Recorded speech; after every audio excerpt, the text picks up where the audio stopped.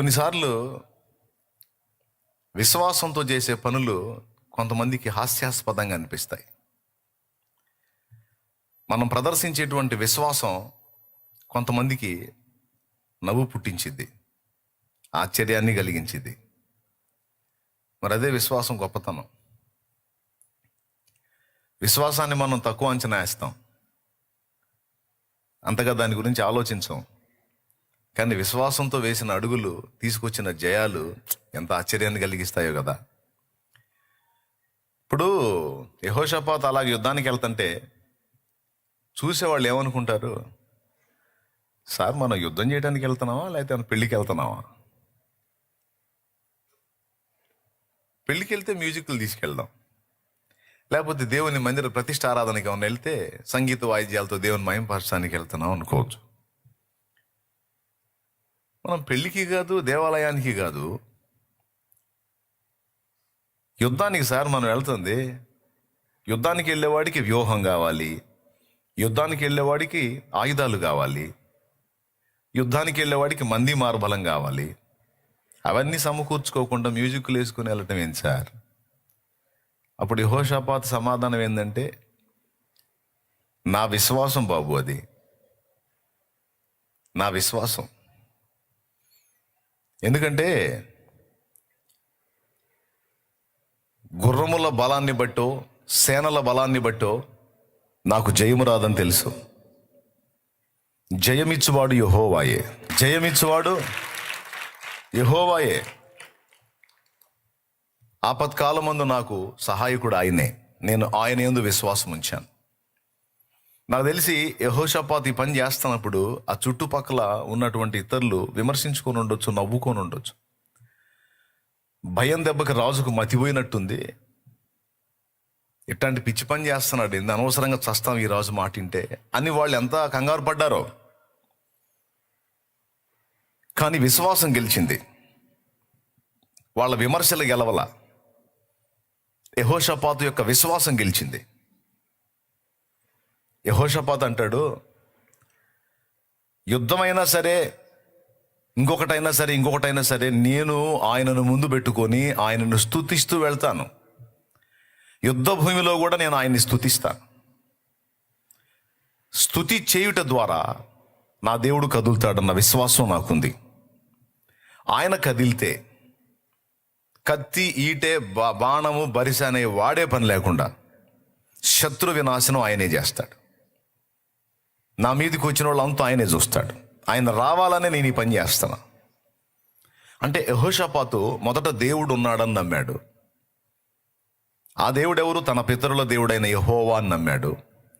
మూడవది, ప్రతికూలతలలో సైతం విశ్వాసంతో ఆయనని స్తుతించి ఆయనను ఆశ్రయించుట ద్వారా ఆయన కదిలి వచ్చి కార్యం చేస్తాడని నమ్మాడు. 3 సంగతులు నమ్మాడు ఆయన.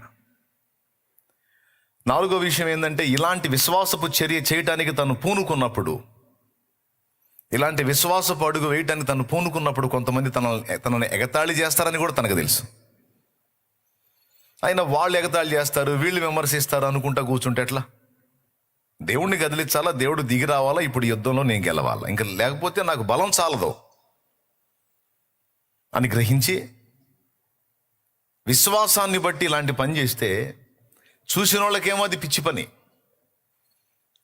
కానీ దేవునికి అది ఇష్టమైన పని. వెరసి యెహోషాపాతు గెలిచి వచ్చాడు. కత్తి వాడలేదు, ఈట వాడలేదు, బాణం వాడలేదు, బరిస వాడలేదు. ఆ పనంతా దేవుడే చూసుకున్నాడు. చాలా ఈజీగా అలాగ పోయాడు, ఇలాగొచ్చేసాడు. సంగీత వాయిద్యాలు వాయించే సేవకుల్ని ముందు పెట్టుకున్నాడు. సేవకుల్ని జయం వచ్చేసింది. సేవకులు ఏం చేస్తారండి? కత్తులు ఆడతారా, కటారులు ఆడతారా? సేవకులు ఏం చేస్తారు? కానీ దేవుడు కార్యం ఎలా జరిగిందో చూడు. విశ్వాసం, విశ్వాసం, విశ్వాసం. విశ్వాసంతో కొన్నిసార్లు మనం చేసేటువంటి ప్రయత్నాలు, వేసే అడుగులు చూసే వాళ్ళకి హాస్యాస్పదంగా, పిచ్చితనంగా కనిపిస్తాయి. కానీ విశ్వాసం ఎప్పుడు పిచ్చిది కాదు, ఉండాల్సిందే విశ్వాసం. జయం ఇచ్చేదే విశ్వాసం. లోకమును జయించిన విజయము మన విశ్వాసమే అని రాస్తుంది. దేవునికి స్తోత్రం కలుగును గాక. ఆయన యందు మనం ఉంచిన విశ్వాసము మనల్ని సిగ్గుపడనీయదు. Amen, amen. ఇది ఒక వింత చర్య. యుద్ధానికి పోయేటప్పుడు మ్యూజిక్ తీసుకొని పోవటం వాళ్ళకే ఆశ్చర్యం కలిగి ఉండొచ్చు. శత్రురాజులు కూడా ఇదేందిరా మ్యూజిక్లు తీసుకొని వస్తున్నాడు, పాటలు పాడుకుంటూ వస్తున్నాడు ఏంది, పెళ్ళా పాటలు పాడుకుంటూ వస్తున్నాడు ఏంది? వాళ్ళకి ఆశ్చర్యం, ఈ టీంలో ఉన్న వాళ్ళకి ఆశ్చర్యం, మొత్తానికి పాడండి రా, పాటలే పాడండి, దేవుడు చూసుకుంటాడు. స్తుతిస్తూ ఉండండి, దేవుడే చూసుకుంటాడు. కృతజ్ఞతలు చెల్లిస్తూ ఉండండి, దేవుడే చూసుకుంటాడు. మన స్థాయికి తగ్గది మనం చూడవచ్చు, ఇబ్బంది లేదు. మనకి మించిన దాన్ని ఆయన పాదాలు పట్టుకోవడం తప్ప ఇంకా మనం ఏం చేయలేం. ఈ లైవ్లో ఉన్నవాళ్ళు, ఇక్కడ కూర్చున్నవాళ్ళు పాపం బుధవారం చాలా పనులు ఉంటాయి. ఇదే ఆదివారపు ఆరాధన కాదు పాపం, అంతా సెలవులు వచ్చి ఇంటికి మందిరానికి రావడానికి పాపం ఈరోజు కూడా పాపం పనులు ఉంటాయి, పోవాల్సినవి ఉంటాయి, పొట్ట తిప్పల కోసం అయినా సరే వచ్చి కూర్చున్నారు ఇక్కడ. ఆ పొట్ట తిప్పల్ని కూడా పక్కన పెట్టి వచ్చి కూర్చున్నారు. అందుకే చెప్తున్నాను మీకు ఉపయోగపడిద్దని. కొన్నిసార్లు విశ్వాసంతో మనం చేసే ప్రయత్నాలు, వేసే అడుగులు చూసే వాళ్ళకి అవి హాస్యాస్పదంగా అనిపించవచ్చు. కొన్నిసార్లు నువ్వు చేసే విశ్వాసపు ప్రయత్నాలు నీకే నవ్వు పుట్టించవచ్చు, కానీ నిజం జరుగుతుంది. అది దేవునికి మహిమ కలుగును గాక. యెహోషాపాతు ఎలా చేశాడా? హిజ్కియా రబ్షాకే అనేవాడు పెద్ద దండును వేసుకొని వచ్చాడు. సన్హెరీబ్ దగ్గర వర్క్ చేసేవాడు రబ్షాకే అనేవాడు. ఆ పెద్ద దండును వేసుకొని వచ్చాడు. ఆ దండు చూస్తే ఎంత పెద్ద జనం అంటే ఇశ్రాయేలీయుల్ని పీస్ చేస్తారన్నమాట. యూదుల్ని పీస్ చేస్తారు. అంత పెద్ద గుంపది. లక్షల మందిని వేసుకొని వచ్చాడు దేవుని ప్రజల మీదకి. చాలా రాజ్యాలు జయించుకుంటూ వస్తున్నాడు. దేవుని ప్రజల మీద కూడా వచ్చాడు. వచ్చి వాడు లెటర్ రాశాడు. ఏంటిది ఆ లెటర్ అంటే, మేము జయించుచూ వచ్చిన రాజ్యపు రాజులు వారు ఆరాధించిన దేవతలు వారిని రక్షించలేకపోయినాయి.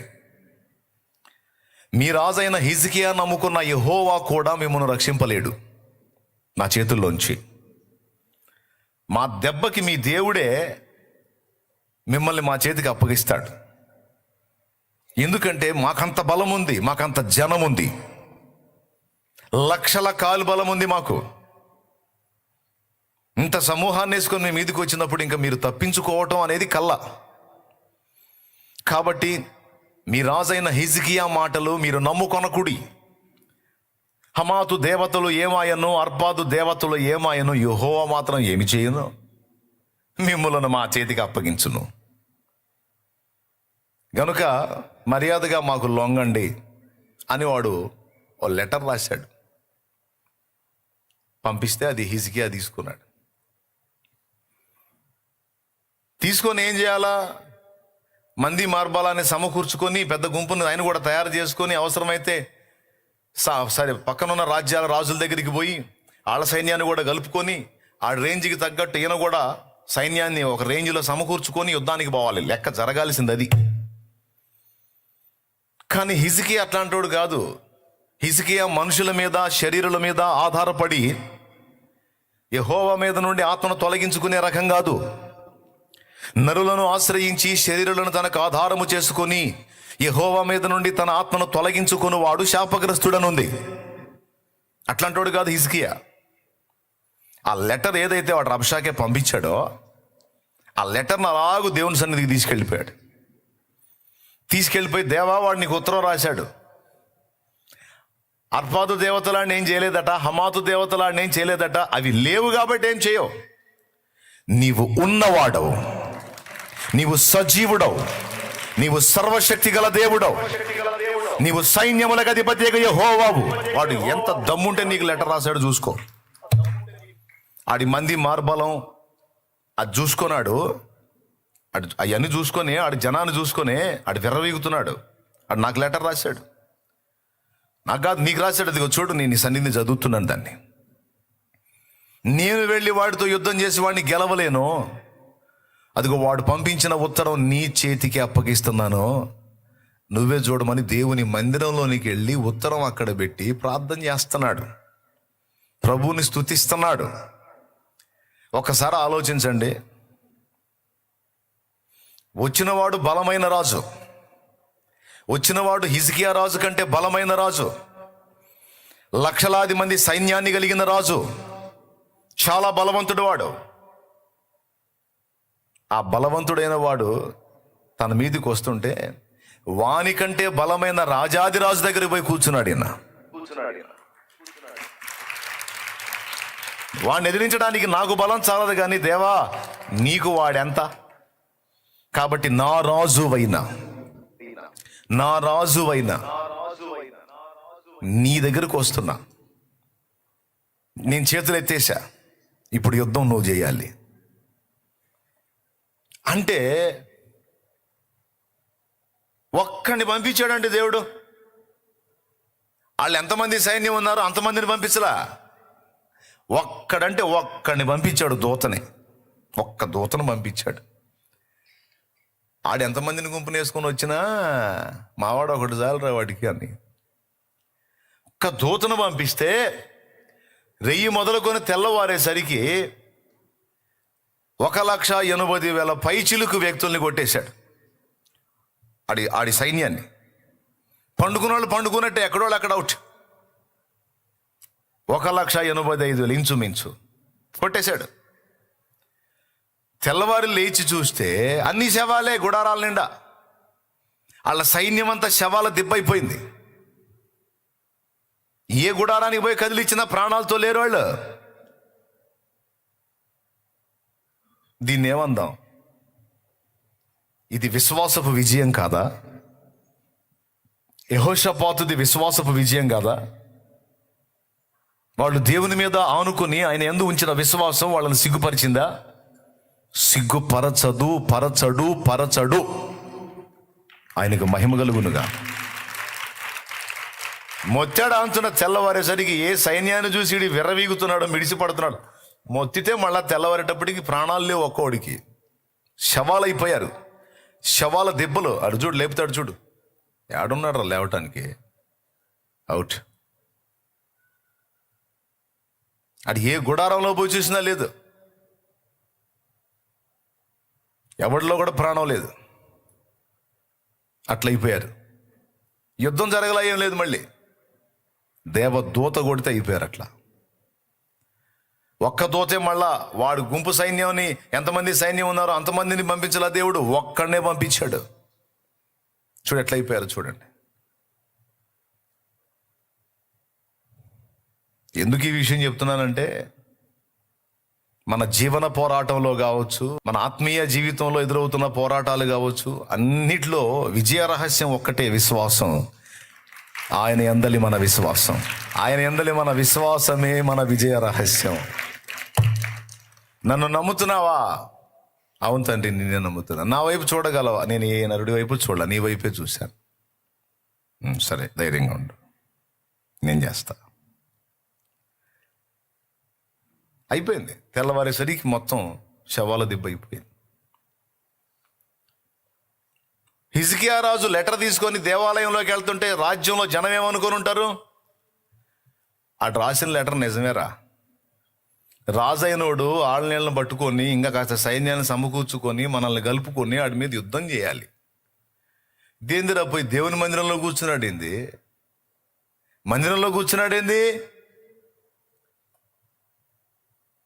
ఆయన ఏం చేస్తాడో చూపించాడు. ఇప్పుడు చెప్పండి, హమాతు దేవతలు ఏమాయను, అర్పాదు దేవతలు ఏమాయను, యెహోవా మాత్రం ఏమి చేయనంటే ఏమి చేశాడు? 1-2 కాదు శవాలు, 1,80,000 పైచిలుకు. అక్కడ తీసుకెళ్ళటానికి కూడా లేదు. ఇక అక్కడ ఎక్కడే మట్టి అయిపోవాల్సిందే. ఎంత డేంజర్ అండి దేవుడితో, జీవం గల దేవుడితో ఎంత డేంజర్ అండి. నకరాలు చేయొద్దు దేవుని ముందు. దేవునికి స్తోత్రం, హల్లెలూయా. మొత్తితే ఇక మళ్ళీ నామరూపాలు కూడా ఉండవు. అట్లా చేస్తాడు ఆయన. మహారోషం గలవాడు. తనను ఆశ్రయించిన వారికి ఆయన కేడెము, బాణాలు తగలనివ్వడాయన. ఇలా మీరు గమనిస్తే మనం ఆశ్చర్యపోయే విషయాలు ఎన్నో. ఐగుప్తు నుంచి బయటకు వచ్చిన ఇశ్రాయేలు సర్వ సమాజము ఎర్ర సముద్రపు ఒడ్డున దిగారు. వీళ్ళని ముందు పొమ్మన్న ఆ ఫరో వెంటబడి మళ్ళా తరుముతా వచ్చాడు. ఫస్ట్ పొమ్మంది ఆడే. ఆ బానిస బంధకాల్లోంచి బయటకు వచ్చి ఎర్ర సముద్రం దగ్గర దిగినాక మళ్ళీ ఆడికి పురుగు తిరిగింది. పురుగు తిరిగి అసలు వాళ్ళని ఎందుకు వదిలిపెట్టాలి, నేను నా దేశాన్ని నాశనం చేశారు వాళ్ళు, నా బానిసల్ని నేను ఎందుకు వదిలిపెట్టాలని మళ్ళీ వాళ్ళు వెనక్కి తెస్తానని వెంటబడ్డాడు. రథాలు, రౌతులు, గుర్రాలు, సైన్యాన్ని వేసుకుని వెంటబడ్డాడు.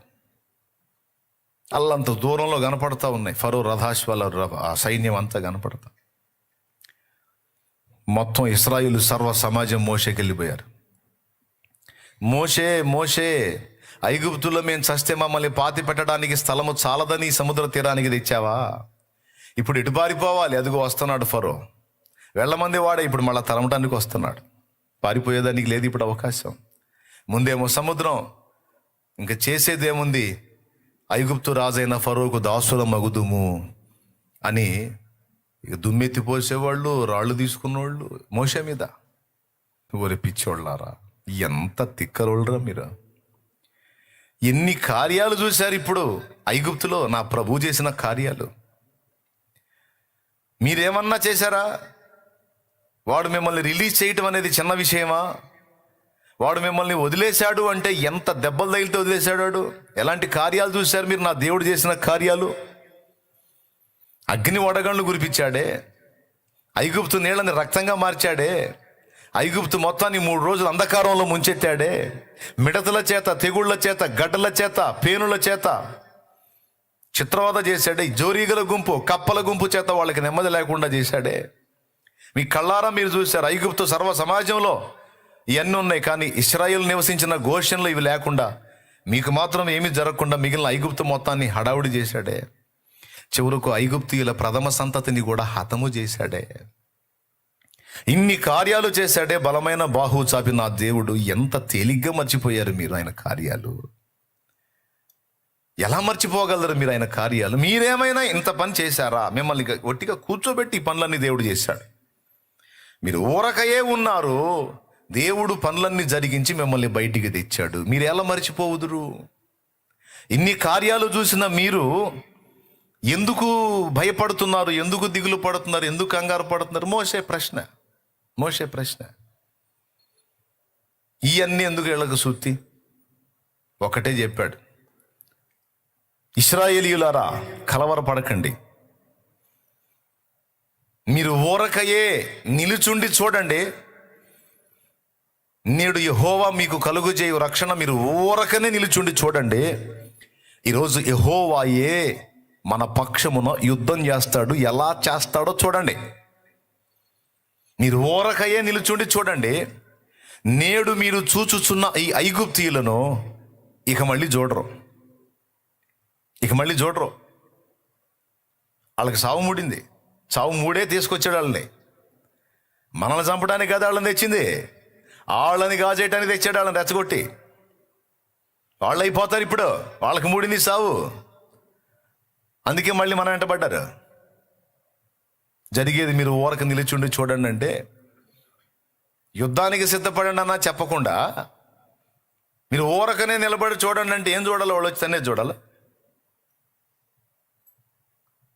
ఈ మోషే పలికిన ఈ విశ్వాసపు పలుకు ఇశ్రాయేలు సర్వ సమాజానికి ఆశ్చర్యాన్ని, హాస్యాన్ని కలిగించింది. కానీ మోషే చెప్పేదేంటి? విశ్వాసం. మీరు నమ్మండి రా, ఆయన బలవంతుడు. మీరు నమ్మండి, ఆయన సర్వశక్తి గలవాడు. నీ చేత కాలేదని దేవుని చేత కూడా కాదనుకోవద్దు. యెహోవా బాహువునకు అసాధ్యమైనది ఏమైనా కలదా? యెహోవాకు అసాధ్యమైనది ఏమైనా కలదా? ఏమీ లేదు. మీరు ఊరకనే మీరేమి ఒక ఈటె కానీ, బాణం కానీ, బరిసె కానీ ఎవ్వడు పట్టాల్సిన అవసరం లేదు. నేడు యెహోవా మీకు కలుగుజేయు రక్షణను మీరు ఊరకయే నిలుచుండి చూడండి. చేతనైతే స్తుతించండి అంతే. ఈ మాట పలికాడో వాళ్ళు దాటి రాకుండా. ఆ దరిద్రులు అప్పుడన్నా వెనకపోవద్దు. వాళ్ళ దేవుడు వాళ్ళ పక్షాన ఉన్నాడురా, మనల్ని ముప్పు తిప్పలు పెట్టాడు, చావు తప్పి కన్ను లొట్టబోయి బతికి బయటపడ్డావు, మళ్ళీ ఎందుకు రాళ్ళు జోలని వాళ్ళకి ఆలోచన కలగొద్దు. అటుపక్క వాళ్ళని అడ్డగించాడు, ఇటుపక్క మోషే సముద్రం వైపు తన చేతులు ఎత్తినప్పుడు ఆ సముద్రం 2 పాయలుగా చేసేసాడు దేవుడు. 2 పాయలు అయిపోయింది. చూడండి, ఇశ్రాయేలు సర్వ సమాజము చూచుచుండగా సముద్రము 2గా విభాగింపబడింది. దేవునికి స్తోత్రం కలుగునుగాక. హల్లెలూయా. ఇది రియల్గా జరిగింది. అది నాన్న ఏ జనము ఎదుట కూడా చేయబడని సూచక్రియలను నేను వారి కనుల ఎదుట చేసి తిని అన్నాడు దేవుడు. అయిపోయింది, 2గా డివైడ్ అయిపోయింది. వెళ్ళిపోమన్నాడు. ఇక వెళ్ళిపోండి, దేవుడు మీకు దారి ఇచ్చాడు, వెళ్ళిపోండి. ఇశ్రాయేలు సర్వ సమాజము సముద్రపు మధ్యను ఆరిన నేలను నడిచిపోయిరి అని రాస్తుంది లేఖనంలో. సామాన్యమైన క్రియ అదే. ఆనాడు ఇశ్రాయేలుకు తోడై ఉన్న ఆ దేవుడే ఈరోజు నీకు నాకు తోడై ఉన్న దేవుడు. ఆనాడు మోషే, ఇశ్రాయేలు సర్వ సమాజం ఎవరిని సన్నుతించారో, యెహోషాపాతు, హిజ్కియా ఎవరిని సన్నుతించి ఎవరి మీద డిపెండ్ అయ్యారో ఆ దేవుడు ఈరోజు నీకు నాకు దొరికాడు. ఈరోజు నీకు నాకు ఆయనే దేవుడు. వారి దేవుడే నా దేవుడు, వారి దేవుడే నీ దేవుడు. సృష్టికర్త ఆయనే. ఇశ్రాయేలు సర్వ సమాజాన్ని నిర్మించిన వాడు ఆయనే, నిన్ను నన్ను నిర్మించిన వాడు ఆయనే. మళ్ళీ వాళ్ళ దేవుడు మనకు వచ్చాడు కాదు, మనందరినీ నిర్మించిన నిర్మాణకుడు ఆయనే, మన తండ్రి, మన సృష్టికర్త, మన సమస్తమును. హల్లెలూయా, హల్లెలూయా.